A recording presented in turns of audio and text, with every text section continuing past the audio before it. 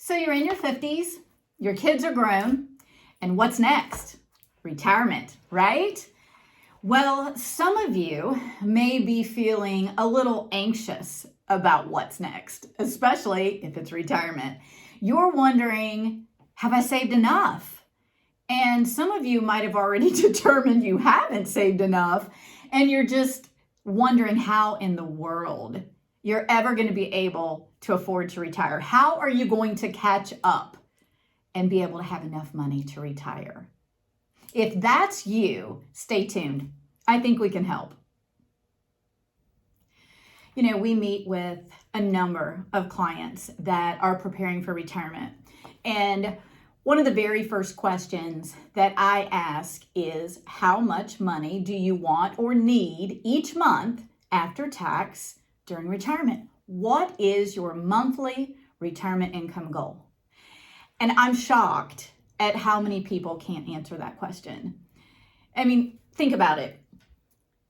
They've identified a financial advisor that they want to meet with. They've called them, they've scheduled an appointment, and they've come to that appointment.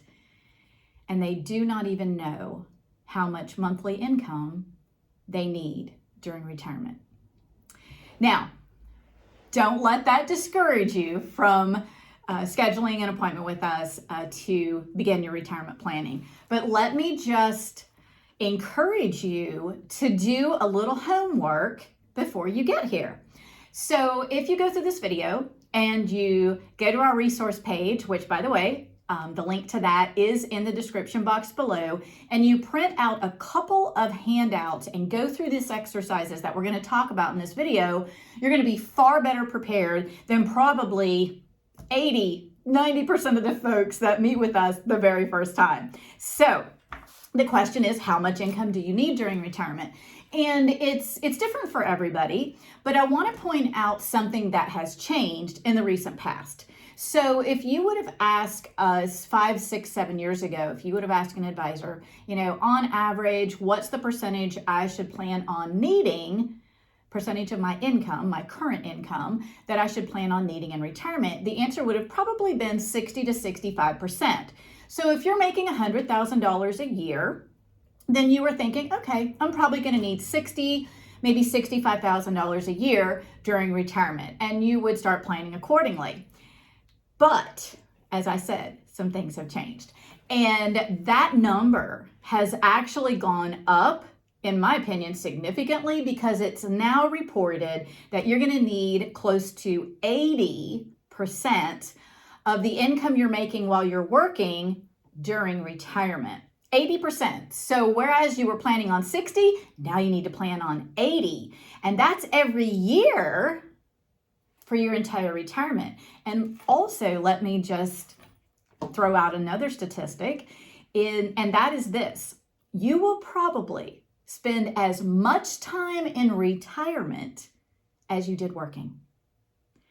That's an eye-opener. So for some of you retiring at 60, and yep, there's some people out there that are retiring early at 60, the likelihood of you spending 30 or 35 years in retirement, especially if you're a woman, it's possible. It's possible.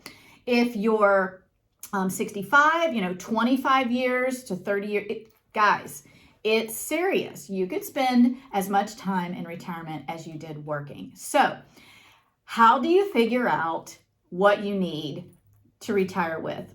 And you can use the average if you want to, make it simple. But if you're like me and a lot of the folks that we work with, you might want to put a pencil to exactly what you're spending right now and what your income is right now. And so what we're going to encourage you to do is, again, go to the description box below to our resource page and download the income analysis and download the expense analysis. So let's break this down. The income analysis, that sounds kind of simple, right? You got a weekly paycheck, or every 2 weeks you got a paycheck for you, maybe one for your spouse, but maybe you have rental income. That needs to go on your income analysis. Maybe you are commissioned. Maybe you have a base, a salary, and you're commissioned. Maybe you get a bonus every quarter. That needs to go on your income analysis. So there's several types of income sources. And so I always encourage people to go to your bank statement. Pull your bank statement out for the last 3 months. All right. That may sound crazy, but just trust me on this. Print your bank statements out for the last 3 months and look at every deposit that's coming into your bank statement or your bank account. Most of us have direct deposit for our income sources, so it makes it really easy for us to track our income, whether it's a quarterly type income like a bonus, or whether it's monthly like rent from rental income, or if it's every week or 2 weeks like a paycheck. So again, grab those statements, sit down and fill out this income analysis. You're going to notice when you print the income analysis, there's several lines for several sources of income, and then it goes out month to month for an entire year. So you can grab those quarterlies if in fact that applies to you. You might have multiple jobs. So make sure every source of income that you have is on that income analysis. Final note, because again, we've got a fair amount of clients who spent 20 years in the military right out of high school. So they come out with 20 years service at 38, and guess what? They got another job. So you might already be drawing a pension from military or another job. So again, just every source of income that you're pulling in right now goes on that income analysis, all right? So once those are all there, tally them up. You're going to have numbers at the bottom for monthly, but again, if you've got some quarterly bonuses or other types of income, dividends, stock dividends pay quarterly. So you're going to want to total each month, but then you're also going to want to total for the year. And that's really the one we're after. We want to take that annual total, we want to divide it by 12 for a monthly average. All right, so that's going to be the amount of income that you're bringing in. Now, we get to move to expense analysis. So again, take those statements, and then there's going to be another resource we want to use, and that's going to be credit card statements. All right, so again, I know we have some clients who are extremely responsible, and they put all of their expenses on a credit card each month, and they pay it off at the beginning of every month. So that's great. If you are disciplined and can do that, more power to you. I know there's some really cool perks when you use certain credit cards like air miles and free hotel stays and all that good stuff. So if that's you, that's great. But pull out those credit card statements for the last 3 months as well, because again, some expenses don't occur every month. They occur every other month or every quarter. And so pull your credit card statements, all of them. If you have more than one, pull all credit card statements for the last 3 months, and then again, bank statements for the last 3 months, because again, swiping a debit card, you're gonna have a record of what you're spending your money on. And every expense needs to go on your expense analysis. So similar format, all the lines for various expenses, and they're categorized. So if you're eating out and you're going to the grocery, you know, those two together they're both going to go into the food category. All right. So there's, I think, 10 or 12 expense categories. So you're going to have to make sure that everything you spend money on fits into one of those categories, because you have to account for everything you're spending. All right.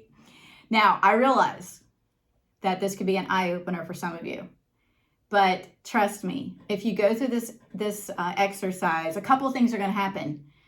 You might actually discover some ways you can save some money, and that would be great, because as you're planning for retirement and you're preparing to shift into this period of your life where you're going to be on fixed income, you do not need to be losing money, right? You don't need any, what they say, that you don't need any money dripping out unnoticed. So that exercise is going to be really helpful for you. So once again, you're going to total the monthlies, but we're really after the annual, and then divide by 12 to get us a monthly average on expenses.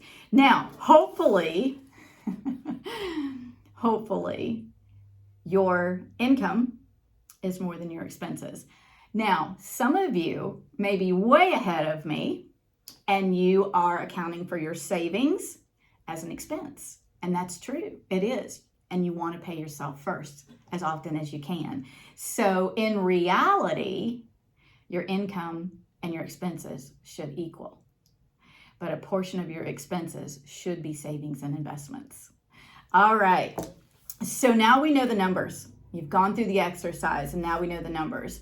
And maybe you're that person that has kind of already run some numbers and you know what maybe you're going to get a pension and you've run your estimate on Social Security and you know how much is in your 401k or your IRA and you're thinking, wow, I'm really short.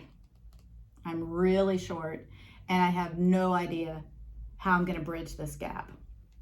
Well, again, I think we've got some good news for you. And I don't mean this with any disrespect, but everybody can retire at some point. All right. So if you want to retire at 60 and you can't afford it, you either spend less, save more, or work longer. That's really your options. Now, we don't want you to really have to get there.